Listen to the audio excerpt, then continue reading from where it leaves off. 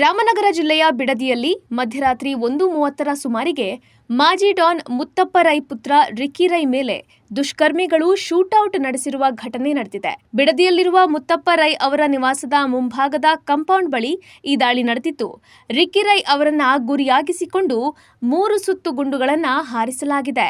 Ricky Rai ತಮ್ಮ Fortuner ಕಾರ್ನಲ್ಲಿ driver ಮತ್ತು ಗನ್ಮ್ಯಾನ್ ಜೊತೆಗೆ ಬಿಡದಿಯಿಂದ ಬೆಂಗಳೂರಿಗೆ ತೆರಳುತ್ತಿದ್ದ ಸಂದರ್ಭದಲ್ಲಿ ಈ ದಾಳಿ ನಡೆದಿದೆ.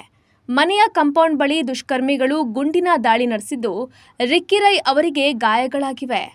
ತಕ್ಷಣವೇ ಅವರನ್ನು ಬಿಡದಿಯ ಖಾಸಗಿ ಆಸ್ಪತ್ರೆಗೆ ಕರೆದೊಯ್ಯಲಾಗಿದ್ದು, ಪ್ರಾಥಮಿಕ ಚಿಕಿತ್ಸೆಯ ಬಳಿಕ ಹೆಚ್ಚಿನ ಚಿಕಿತ್ಸೆಗಾಗಿ ಬೆಂಗಳೂರಿನ ಮಣಿಪಾಲ್ ಆಸ್ಪತ್ರೆಗೆ ಶಿಫ್ಟ್ ಮಾಡಲಾಗಿದೆ.